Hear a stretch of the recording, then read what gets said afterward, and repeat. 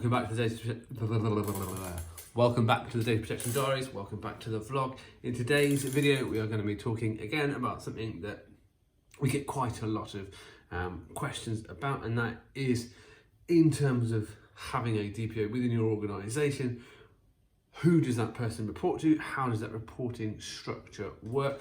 And what is the best and most effective way to manage that role within your organisation? As you can imagine, the simple answer is it depends, but we're going to break it down depending on your organisation type, and we'll give you some advice and guidance around that. As always, if you find these videos useful, please do give us a like. If you're new to the channel, make sure that you subscribe as well. It just helps us spread the word out further and make sure that we can get the content to you and make sure that you know what's going on.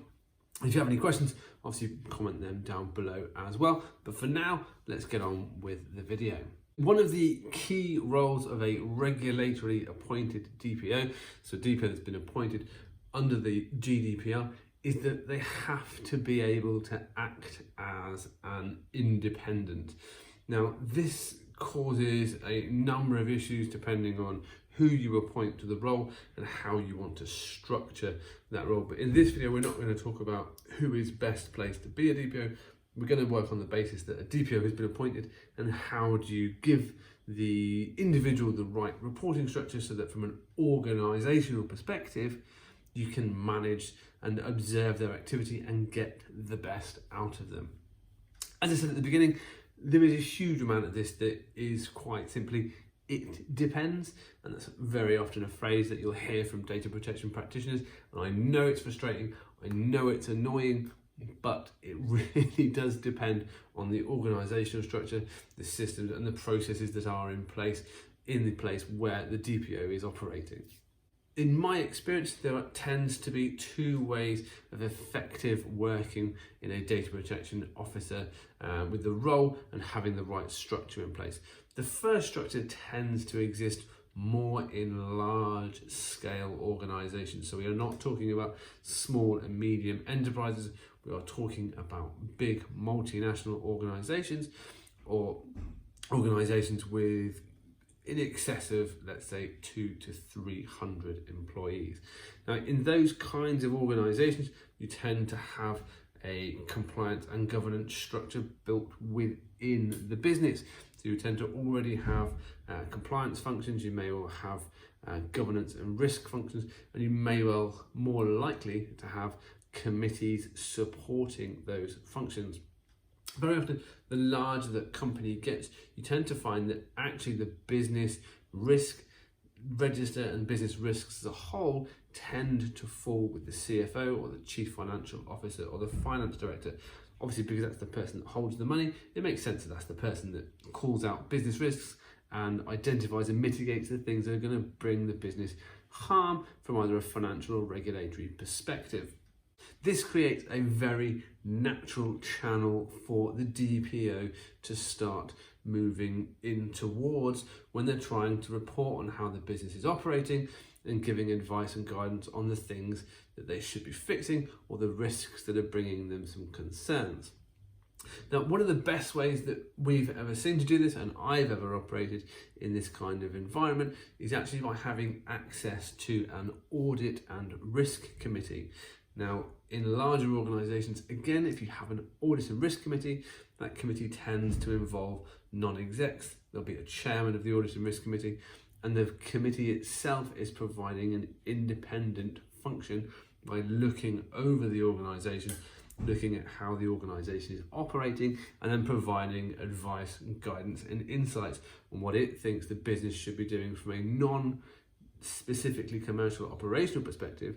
By being a non-exec, they are giving a viewpoint from the wider world. This is a really fantastic place for your DPO to report into and bring their findings and bring their concerns to, because they are full of other independent parts of the organisation.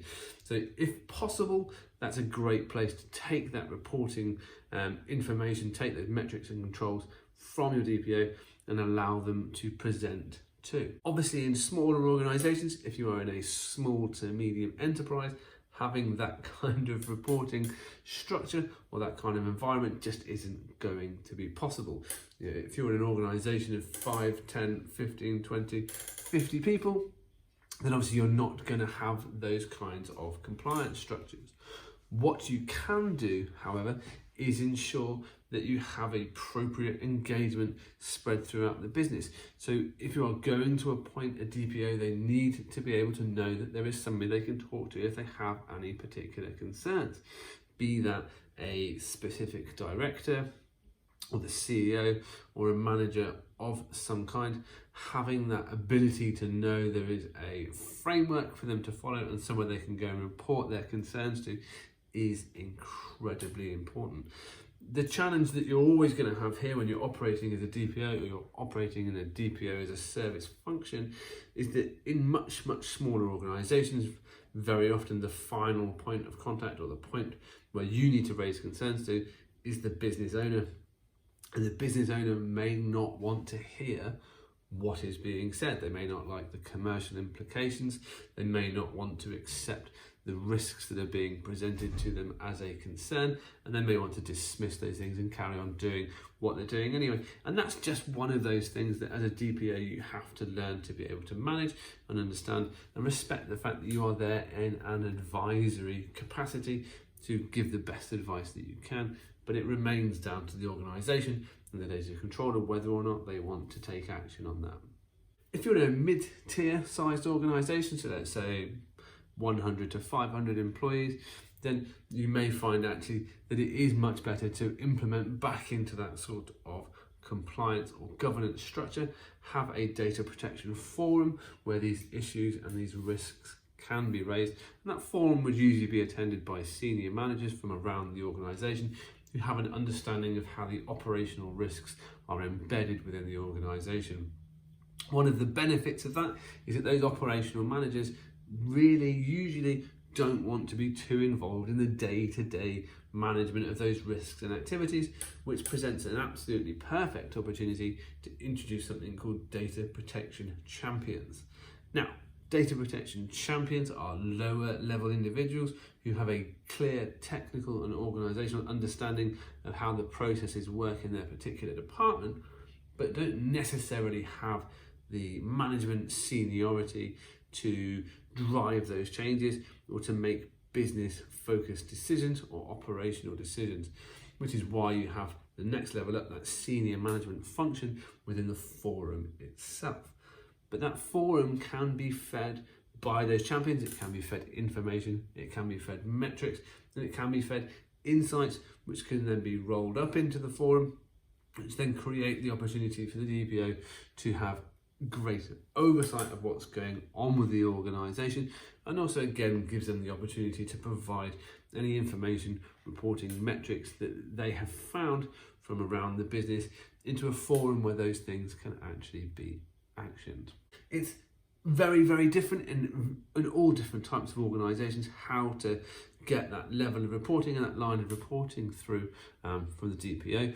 But the most important thing is that they have access to the right levels of the organisation. They have access to people who can make a decision and can deal with receiving an opinion, and can deal with receiving guidance and the implications and commercial and regulatory implications that that might have. And if you can get that kind of structure in place and you can understand that, then you'll be in a very good position, and then you're probably in the right place to determine how your framework is going to move on and whether or not this is the right kind of activity for you. But this is quite a succinct video. There's quite a lot that we could have covered off here. We're going to do some more videos around the role of the DPO, ensuring independence and how that affects the business, and also more importantly who is the best place to be the DPO, but we'll do that in another video. For now, if you enjoyed this content, if you found it useful, as I say, please do like, subscribe to the channel, and let us know if you have any questions. But for now, thank you very much for watching.